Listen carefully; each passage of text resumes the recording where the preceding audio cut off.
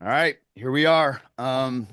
So I guess we got Hugh coming to us from an airport somewhere, right? Where are you Yeah, at? I'm in Music City, Nashville. But did whatever it took to get on because we got Daniel Yang with us today. What's up, man? What's up, Hey, Daniel John. Hey, Yang? guys. Thanks for having me. Good to see you. So what are we Excited. doing? We've What are we been talking about, guys? we've been trying to get Daniel on here for years. Most of the Oh, world geez. trying to get Years Daniel long. on for years, and we Yeah, got Yeah. it's all, My my all. my speaking fees are way too high these days. Hey, but seriously, Daniel, your name comes up in our little convos all the time, and it's crazy that we're this close geographically, and we see so little of each other. So Yeah, I feel the same good to way. see you, man. Yeah, thanks for having me on. Really appreciate you guys and looking forward to our conversation. Well, here's how Brave City's Gray Pages goes. We never really know what we're talking about, which I know is right up your alley. Well, I Um, feel like you always know what you're talking about. You just don't know which direction the yeah, conversation is going because I feel like you guys always know what you're talking about. yeah, that Well, maybe we that's don't right. we don't We'll, necessarily feel that way. we'll take it. Like, it's I fun was though.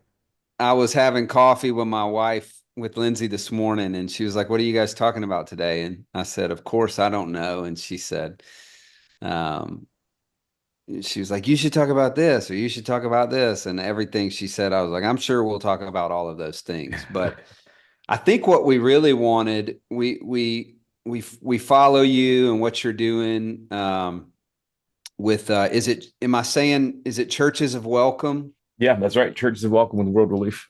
and World Relief? And I don't know, I don't even necessarily think we have to like hone into that specific topic, but more just wanting to hear from you. And we're on this kind of journey of what does the future of, I would say, kingdom more than anything Mm-hmm. look like in our context and in with our the work of our hands and feet.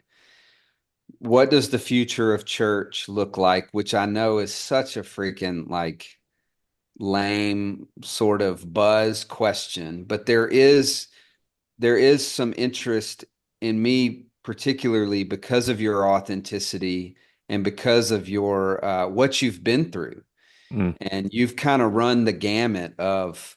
Um, I don't want to steal your story, but you've kind of run the gamut of like trying to do all the things, burning out, coming to like a centered place of at least, if not full health, really pursuing health and endurance and Hugh and I just did an immersion with about 8 or 9 leaders this past week. And I would say the central theme of the immersion was let's make it till the end. Mm. Like, let's Yeah, stay love that. faithful.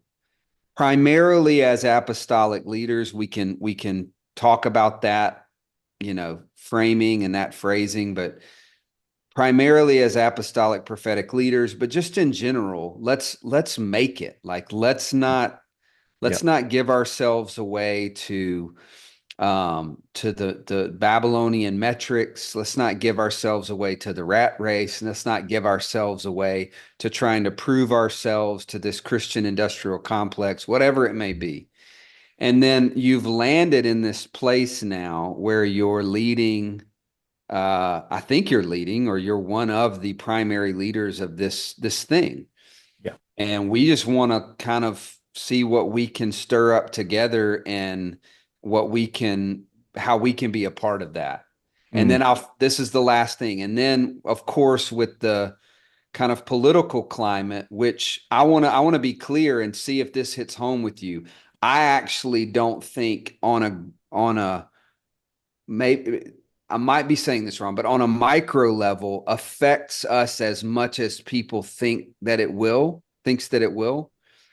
I think we just stay in the stream of kingdom, not right, not left, Right. not driven towards some ideological thought.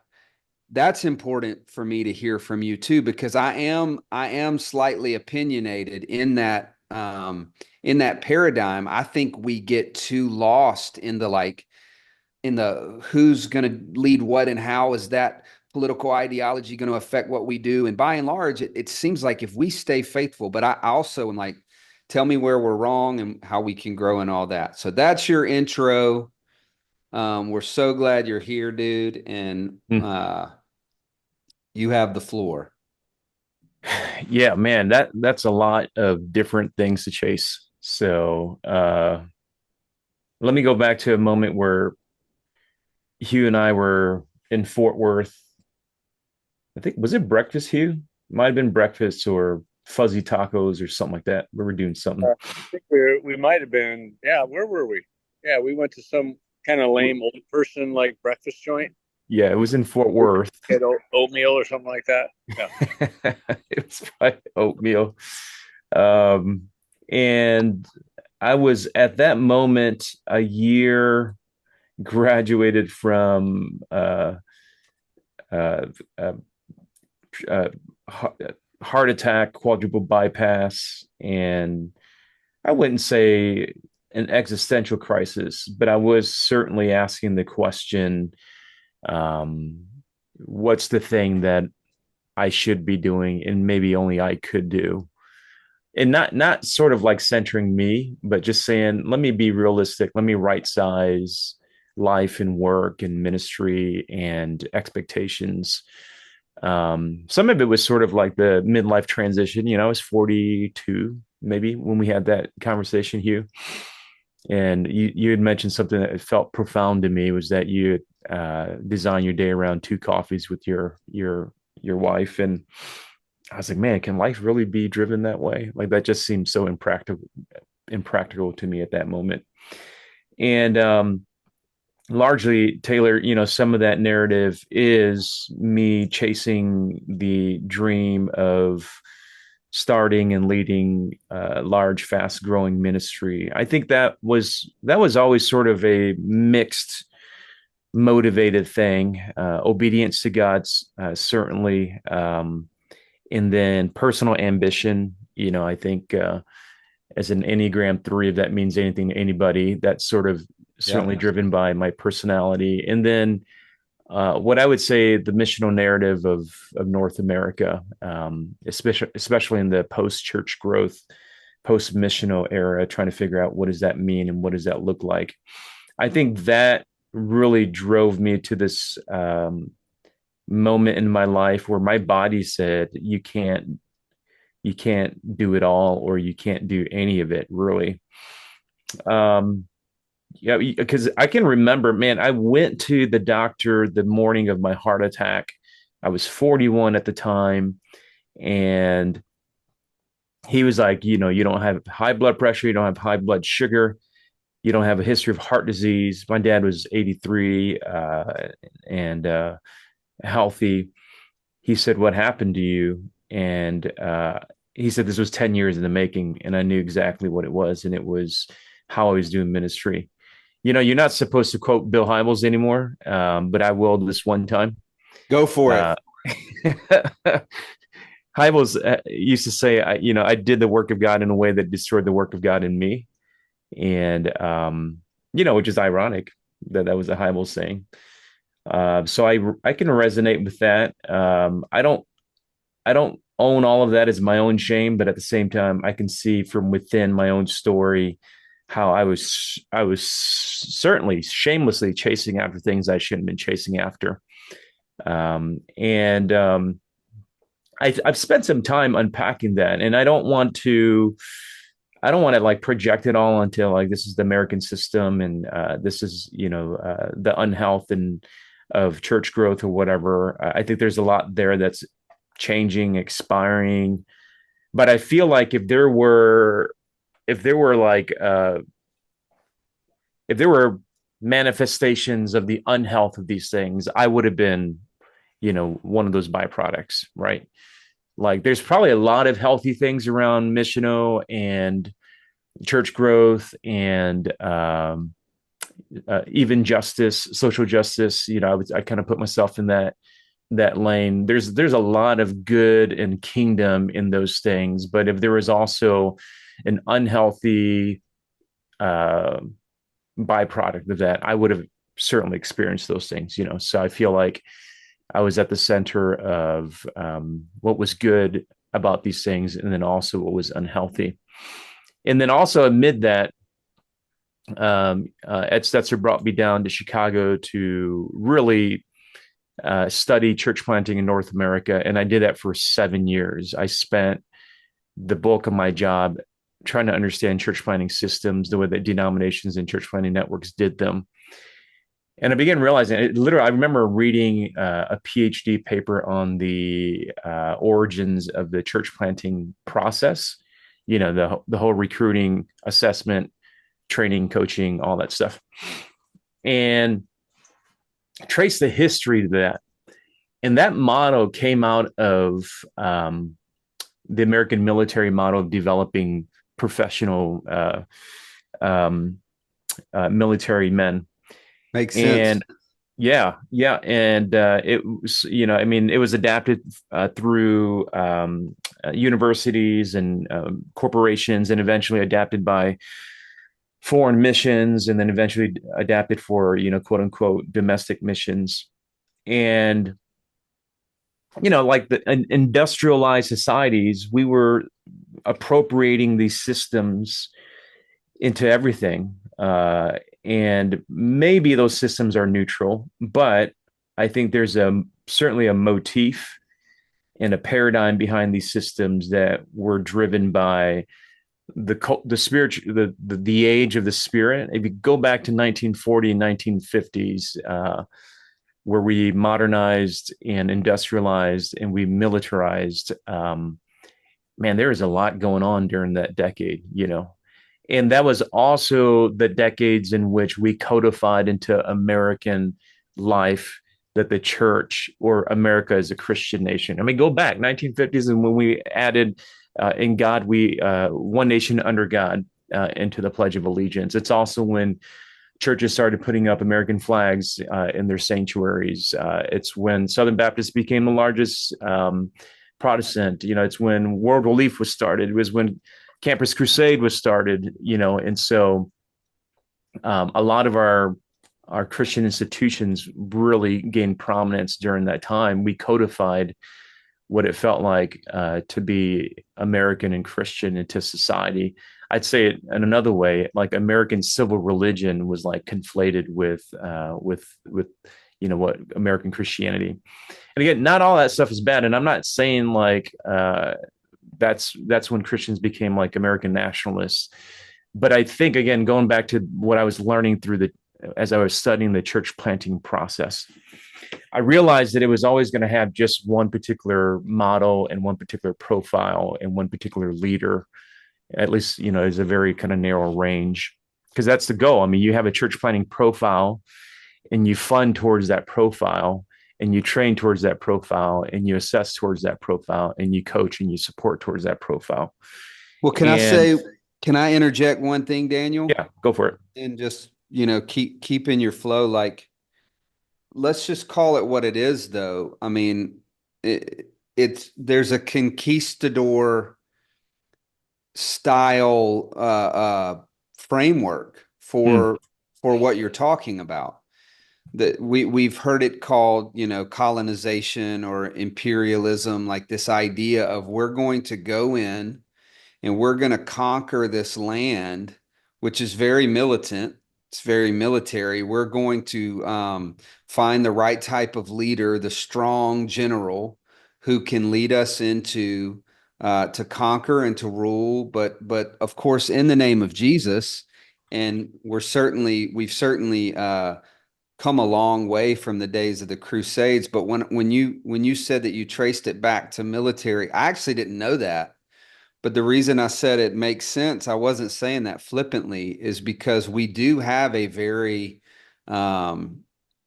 again, not to be redundant, but we do have a very like conquistador model, doctrine of discovery. This is our land, maybe not physically, but spiritually, and we are going to claim authority and plant the flag over this land. Yeah, I mean that term church planting, which I'm not completely adverse to using, but it was the idea that the Catholic Church was coming to plant itself in South American soil, and so we've just continued that. I mean, obviously, it comes from Paul's epistle to the Corinthians as well, but I think it was sort of very much tied into colonial Christendom. But man, those are huge things. And again, I don't, to me, in my mind, it was sort of like I was naming something that I had fully given my life to, and I believe the Lord did things supernaturally with or without me as I was pursuing some of those things. But I also realized that my body was paying for it, you know. Mm. And there's a lot of folks out there that did the same exact thing that I did, and they didn't have a heart attack and they didn't have heart surgery. I just happened to be a story where that happened, and it sort of was a rude awakening moment where I had to be honest with myself, and being honest with myself also meant being honest with the system that I developed a whole entire ministry career out of, you know. And so And, that's you when know, I began asking the question, how do I put myself in a situation where I feel like I'm most authentic to my story?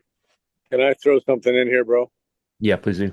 Hopefully it's not too loud. I am in Nashville Airport, so it feels like it's We can't hear anything but you, bro. really Yep. well. That's good because there's about 19 people trying to make a living singing in this airport right now. I don't know why they have to do that, but anyway, Daniel, I know why we're doing this podcast. Might literally save lives, like, and you're the perfect guy to talk about this. But bro, I remember when I was just starting ministry, my son was having 20 seizures every night, so I was on like no sleep. Nor was my wife, and I was working for Youth for Christ. I remember back in the day, we would study Oswald Chambers, and I remember Mm. a devotion stood out to me, and it was preached, but I remember I took it as my own, and it was where he was talking about this. The passage talks about being a poured out drink offering, and the guy that was exegeting that just talked about the amount of work we need to put in for the Lord, and if it just drains the life out of us, that's the point for all of us. And I Mhm. remember going, "Oh, I buy that. Like that sounds like we're supposed to die for Jesus." And I remember in a fateful day with Cheryl when I was asking her about, we were going to invite about 30 fatherless kids into our house that night, and she was like, "Hey, babe, we haven't slept for a couple months, and you're cranky. Why don't we not do that tonight?" And I remember I said, "Babe, we just got to suck it up. We just got to suck it up." And I said that to her all the time. And that was literally my mentality is like, no, Mm. this is the call of Jesus. Like, we guys got to burn it. Now, she did flip me off from across the room. That was the first time she ever gave me the middle finger. Oh, like And literally she flipped you literally off. flipped me off. And it did stun me, Wow. but it didn't stop me. And so we went Wow. through Mm. several years of just battling on how hard we were going to go for Jesus. And I look back on that, bro, and I Mm. just such a knucklehead. But that was the zeitgeist of the day in the 80s, and especially when then we planted our first church. I mean, it was like you were expected to go 80, 90 hours, like is what this thing is going to require. And if you die, I mean, that's your badge of honor. Mm. So All right, so hold on. Let's contrast this because John, you are one of the hardest working individuals I've ever known. And you do tend to burn the candle at both ends, as they say. So give some like where's your mind going? And am I making a bit of a caricature of you or what are you thinking right now? Yeah, it's interesting. Well, I can relate to the we got to suck it up. I mean, and by the way, I do think there are times and tasks for which that's true, right? We do hard Right. things. That's Yep. there's Yep. plenty of hard work ahead of us. Yep. Um, and and yet as you like as Daniel was going through like the like industrialization and the systems that were adopted, like so I have like just in me, like I'm like there's like a like it doesn't work for me, right? Like it's like I have like a real resistance to fitting in these boxes and these systems and whatever. But the character within it that you go, this person will work, will get it done. That resonates like the whole like the soldier in the battlefield Yep. resonates with me as like a DNA. Hmm. Where I'm like, oh, I get it. I'm not doing the command and control. That's not going to be a system that I can live within. I don't know if I'm answering your question, but like when it's funny hearing like you work the hardest or whatever. I think I'm lazy, but like I'm like I try. I got a lot of stuff going on, but like at the same time, it occurs to me as play. And I don't have a lot of like I really enjoy the things that I'm doing most of the time. And then occasionally there's like a suck it up. You got to get through this hard thing for the sake of the game, like that you enjoy. There are hard things along the way. But I don't know, man, because I'm not. There was a line you used, Daniel, at the beginning where you said I had to right size, and you said like life and work, Hmm. and you didn't contrast them, which I appreciate. So I've never been a fan of like contrasting like work, life. I don't think that works, especially for people in kind of ministry missional work. It's like it's so integrated. But I wanted to hear, I wanted to circle back to that and hear more about that. But I was like loving the journey we're on. So I don't know. The reaction I'm having is like, I do think though that your body responding, your body saying no is like a super important, like I think it's really important to be listening to that along the way. Like if your body's telling you to stop, like you need it. Like you're not other than your body. It's not just a vehicle. You Yeah. are your body. Yep. And so it needs to be loved and cared for and taken care of. And I think like that is like a symptom of the ecosystem in a way. So like that's what I was thinking about. You're like, I'm in a Well, one of system. the Yeah, thing yeah, you yeah. Go said, ahead. well, the thing you said, I'm passing it back to Daniel, but you said I enjoy it. Mm. Yeah. And I've said this before on here, Daniel, but a lot of times I think the New Testament is approached as a series of I'm trying to think of something less um, crude than rules, but it's approached as like a checklist. Yeah. Like, okay, outdo one another in doing good. Got it. Okay, Right. pour yourself out as a drink offering. Got it. Okay, wash her in the water of the word. Got it. I understand. And I've kind of taken on a little bit of an experiment that might backfire one day, but I'm not really teaching my kids the Bible systematically. I chose years ago, I'm not going to do that. So, what I am teaching them is the story. And we always, I mean, always ad nauseum, they kind of roll their eyes, but we Mm. always talk about falling in love with the story. Mm. And I think if the story of God, like the eternal, ancient, celestial story of God, becomes something that you truly love, then you work out of that joy, which seems to be different than what we've all experienced when we worked out of duty or we worked out of what's another word we would call it, like a mandate or something, Yeah. which again ties to Yep. um, the military analogy or connection. Yeah. One of the, I think, tensions that I managed during that season as I was discovering, work as play and play as work. And um, I think it was Briscoe, Brad Briscoe, for your listeners. He put me on a Richard Rohr's Falling Upward. If you guys have read that book, Yeah. and the basic principle that there's two halves to lives, and the way you live your first half, you can't apply those rules to your second half. And that gave me a pretty good framework, so that number one, I stopped, because, when I came out of my heart attack and surgery, I was so angry at myself. I was like, how can I, and I was doing that same thing over again. Like that energy that got me to that point where I had Yeah. hurt Yeah. myself, I was applying that energy back to me again. I'm like, because I was so angry at myself. I was like, how did I let myself get there? And it was when I read Roar, and basically I let go and just gave myself permission to say, that's what I did to build my first half of my life. Those are the rules that I live by. And I just can't do the same thing the second half of my life. Mm. And I think that that gave me sort of at least, I don't want to say necessary closure, but I didn't need to understand everything at that point. And I also didn't need to feel like I needed to fix the system, right?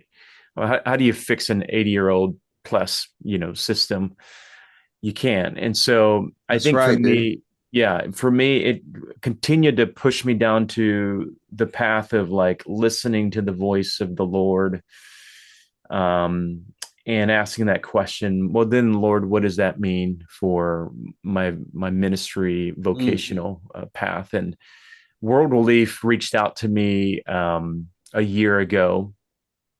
My personal story, family stories. We came as refugees from Laos in 1979. We were actually sponsored by a little Lutheran church not too far up from where you all are at, in the Quad Cities in East Moline. So just a little bit north of you all. And my family, we were from Laos originally. And uh, most Americans are familiar with the war in Vietnam. That war was also being fought in Laos. But America didn't have a front there because obviously there's just so much going on. So the CIA militarized, and instead of deploying American troops, recruited guerrilla fighters from the mountains of Laos, and would have been my dad and uncles and the Hmong tribal people. And so after America pulled out in '75, my family, they stayed a part of the resistance for 2 years until they realized they couldn't stay in country, and then eventually swam across the Mekong Delta to Thailand and lived in the refugee camps there for about a year and a half. My parents became pregnant with me. My mom became pregnant with me, and then 6 months pregnant, they arrived here in the U.S. This little Lutheran church sponsored my family, and introduced my parents to Jesus. My dad is the first believer of Jesus in the history of our family. And so, Sorry, that was, were you the first kid? no, I was the fourth. So I have Okay. three older siblings So they're doing all this with three kids. They're with three swimming kids. Yep. Yep.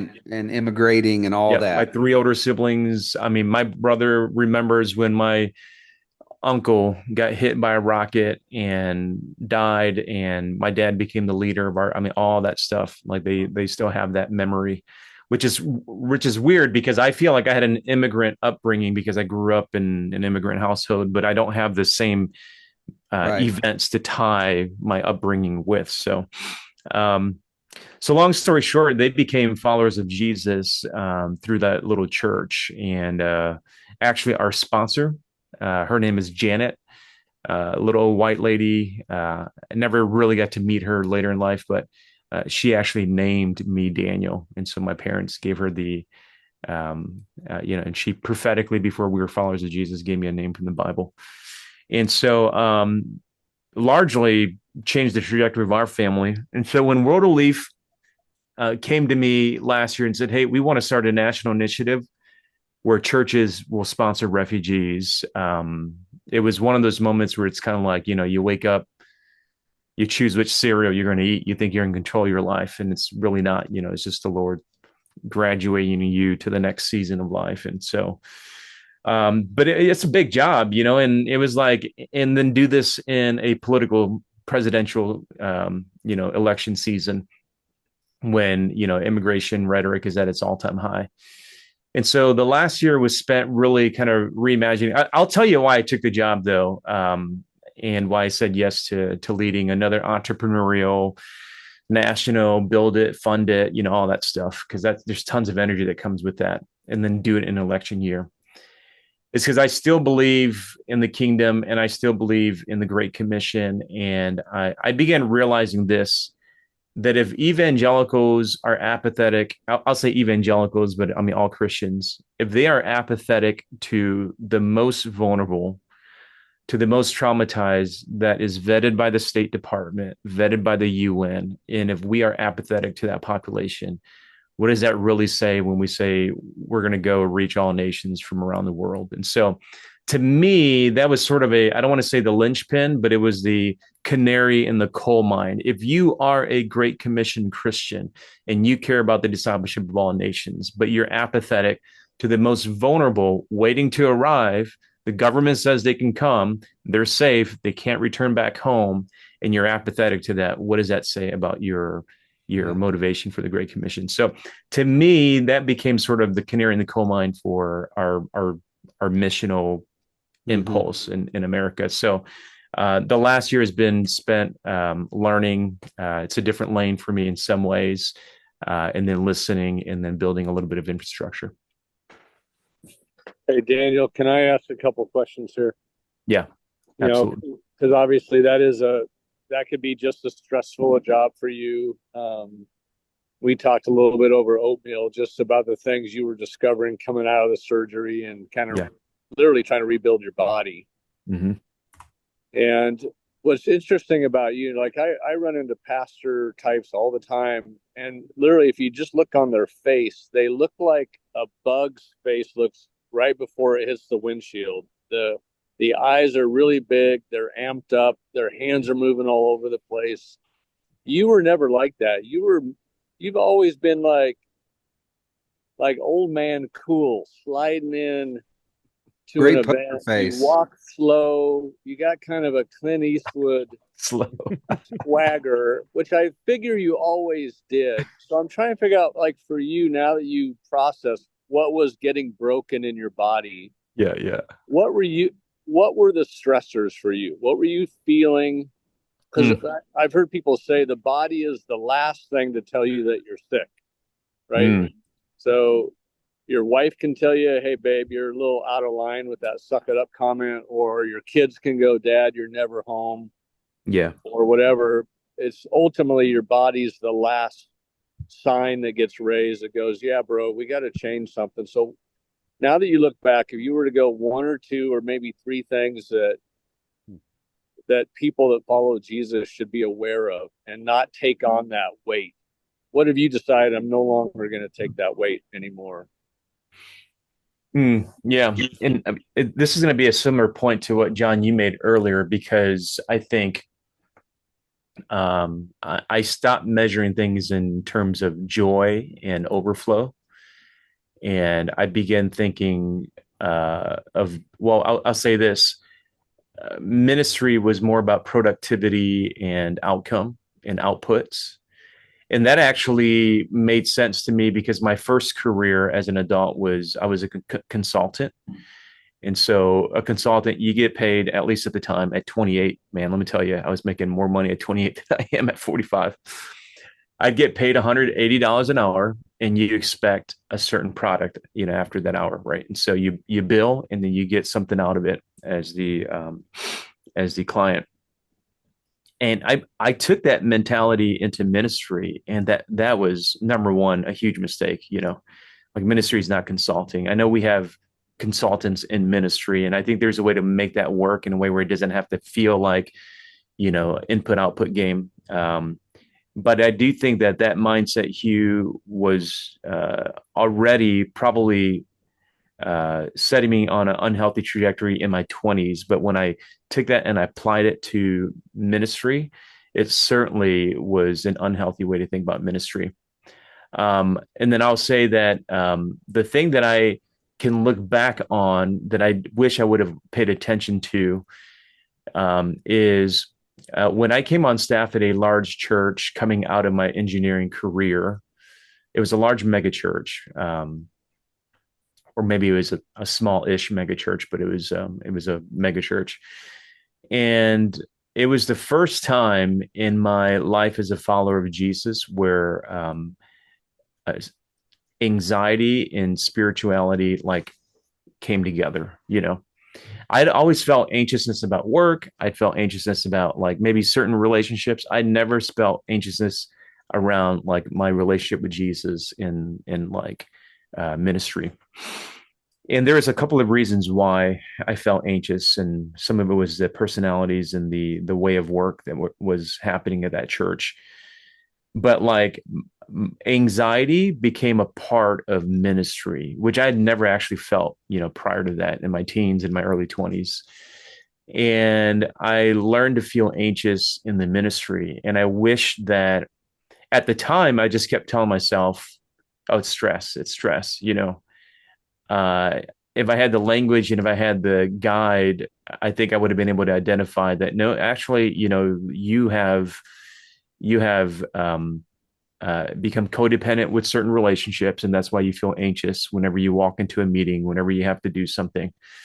And then also, you are actually operating in a way where it's not about like uh, impact and it's not about kingdom, but it's actually about like performance, and it's actually about like producing. And I feel like I wish somebody could have slowed me down and said, "Hey, before you go and plant the next 3 churches, let's figure this out. You know, let's not operate in a mode of anxiousness." You know, I go back to read Jesus' words in Matthew 5 and 6, and it's like, oh, I mean, it was all there, right? And it's consistently there and it's constantly there. But I don't know, like I had trained my body to be used to adrenaline and to be used to cortisol, and I just became used to it, you know. And I wish I could go back in my 20s and 30s and say, you know, like this is not a normal feeling. Like you shouldn't feel anxious, you know. And then probably the third thing, Hugh, is I think it was important for me to realize that I should learn how to grieve losses. You know, I don't think I've learned that. I think I'm trying to learn that. I think there have been seasons of ministry I look back and I'm like, you know, that didn't work out, or that didn't turn out the way that I wanted it to, or I lost a relationship and I shouldn't have kept going. I should have like taken a season to kind of really, and I don't think I really did that well. And I think every season where I moved on to the next thing, I brought grief with me and maybe anger with me. And that, you know, I had a friend who said, you know, how you leave a place is how you enter the next place. And I didn't realize how important it was to grieve. And so I'd go back and I'd ask people questions like, how do I handle loss? How do I learn to let go or learn to forgive so that I can move forward in this next season? I think that's what I do. Awesome. Daniel, have you thought about like this being part of your work eventually? Like, I mean, you probably know this, but about 100% of men in this field are either going through this or will at some point. And,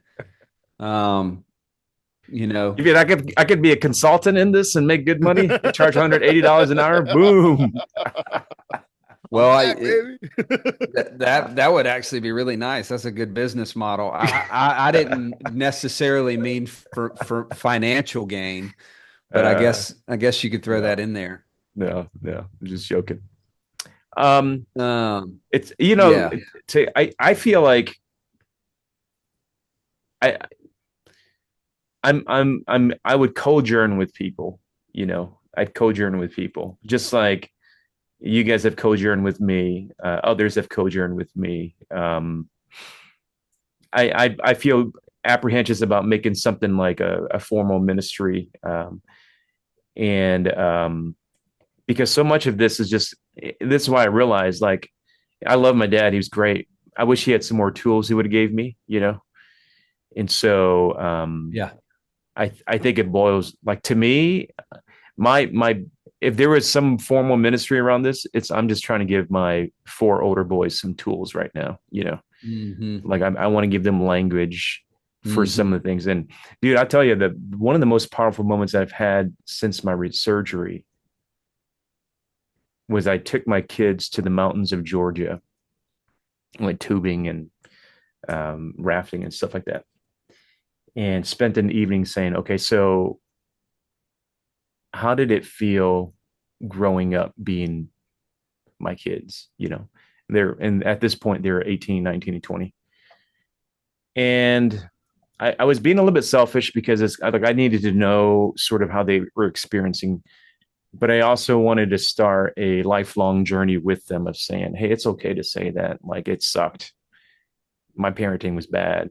I didn't give you what you needed, but then also to open up a pathway to say, how do we get the things that we need, And to me, that's probably been the most exciting part of about my own personal discipleship journey. Yeah. Yeah. As I'm learning to parent my adult children better, I feel like I'm also parenting myself in some ways. Yeah. And we're discovering, how to talk as men, which is something that I, as physically present as my dad was, emotionally, he was not. He didn't know how to be. And so that's probably, to me, I would never package that and say, hey, and this is how you can do it. But if I can help tell my story to help others become inspired to figure out their own, I certainly would do that. Yeah, Daniel, I was actually just part of what I was doing in Nashville was meeting with a couple of church planters, and they're pretty aware, they've seen stuff, but they also, at the end of the day this morning, we were just talking about the system, like you talked about the system. They both took upfront funding, so they both got 3 years to be fully sustainable.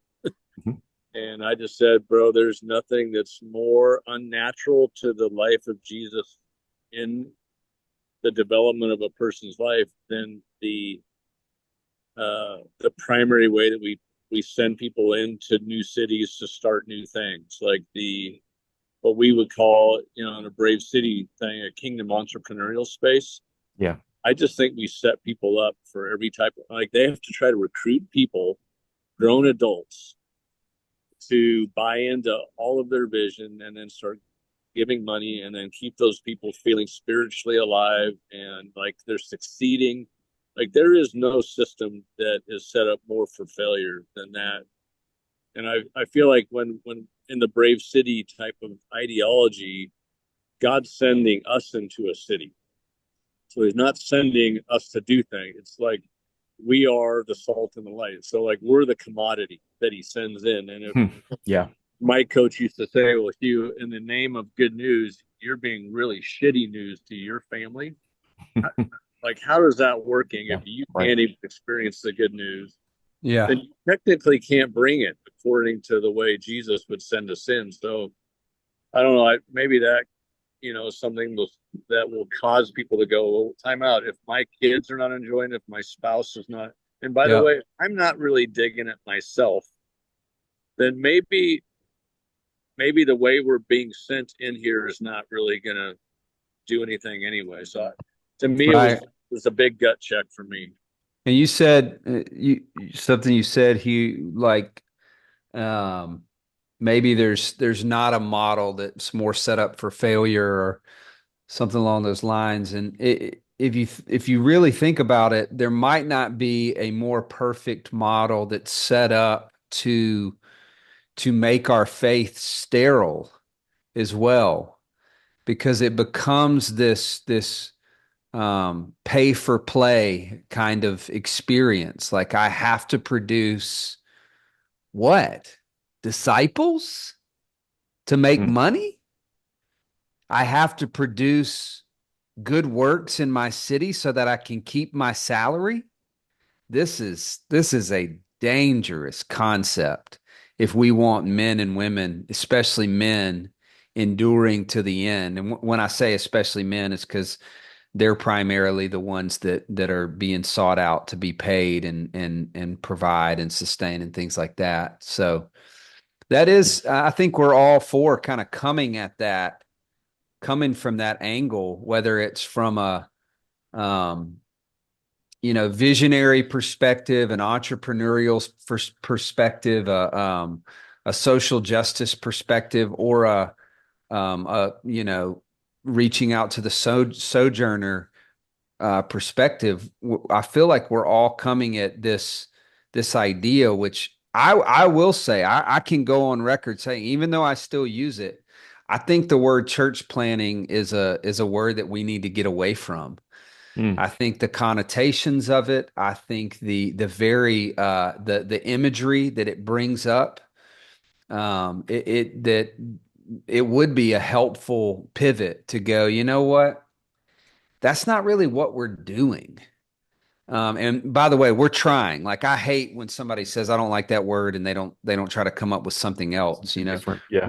We're trying to experiment with words like kingdom ecosystem, which is probably going to prove to be a terrible idea in 20 years too. But the hope is that we're developing a place of refuge, like an actual economy of hope and of belonging and of family, like purpose. Yeah. Like, this is your city.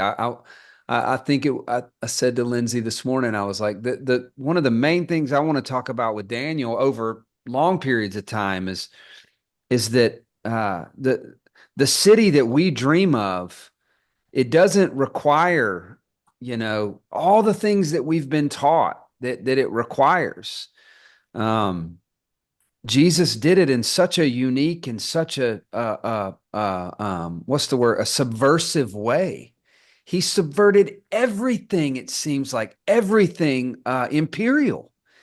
He subverted everything that we have been told, or that so many were told before him. This is how you institute the kingdom of heaven. So yeah, there is a strategy in all this. It's not just like a flippant, oh, well, we have a cutting edge idea. It's we And want like to make it. Taylor, I actually think that we probably shouldn't try to replace like the title church planter with like another title. I think the point, like one of the guys I was meeting with here in Nashville goes, like, I love everything that you describe about your life and what's happening. But he goes, I still don't quite get it. And I said, so if I were just to say that, look, I decide to move into a city and live in a city and find just a handful of friends that would jump in with us and try to do things that would bless our city without any pressure of a Sunday thing or what, like, and just live life, do 2 coffees a day with my wife. And would you not want to be a part of it? He's like, of course I'd want to be a part. Like, it sounds awesome. So like, I feel like maybe we shouldn't replace. We should just start saying, like, we decided to go live in the city with some friends and do some things that are actually, it's a lot of work, but it's so life-giving without all this other pressure, and just let it sit with people, because that's what technically I think Jesus is inviting all of us into. I don't know. Hey, boys, I got to catch a flight. So I wish I could keep going. Daniel, people listening to this are going to need 13 more hours of this. So just, we're going to have you on like once every 2 months or something. But great to see you. Appreciate you. Guys keep going. I'm out. Have a good flight, man. See you, bud. Yeah, no, that was good. I think, Daniel, with Hugh leaving, we can wrap up with that. But yeah, man, we're super thankful for you. I for sure am, and hope likewise, to connect in person more soon.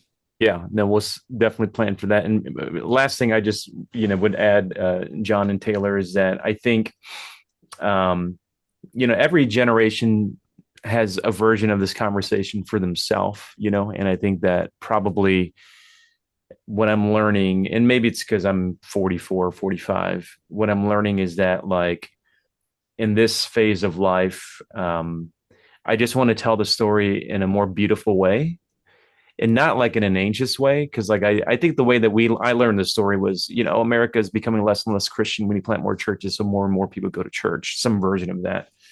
And then throw into that all the culture war stuff. We didn't get a chance to talk about politics and anything and anything like that. But I love to tell a more beautiful story and let people be captivated by how beautiful the kingdom is and how beautiful Jesus is. And I think whatever reaction people have to that, um, man, that could be the next wave. I don't want to say the next thing, but that could be, we could see a new wave of people becoming missional around that. It's because they're just giving themselves over to the beauty of the kingdom and the king. Yeah. Um, so in the way, I just in for the sake of like the way you're telling the story, I was jotting down some kind of words as you were kind of like throughout the whole thing, and I kind of like ended up realizing there were like almost like columns that could be contrasted almost. And so from the some of the things you're like, these are like talking about the worrying about the inputs and metrics and outputs and outcomes. And then you'd like almost contrast with like kingdom, like impact in some very different sense. We talked about like duty and like obligation, whereas like when you talked about like your relational, it was more like loyalty, like a loyalty to your kids and to your family and to yourself and like to the place that God's put you. You talked about like anxiety and anger, and then there was like joy and play. In some contrast, even the language of like formal ministry you were using, and then like I Mm. just couldn't help but contrast. You're like, I don't want to make a formal ministry, but then your contrast was fatherhood. Mm. And I just thought, man, what a Wow. beautiful. And then like you were talking about appropriating systems, whether military, business, or whatever. And then you said, but I would cojourn. I would like Mm. walk with loyalty, fatherhood, commitment, relational. And so then over performance, which was like another piece of that, was like something what I'm hearing is like just faithfulness.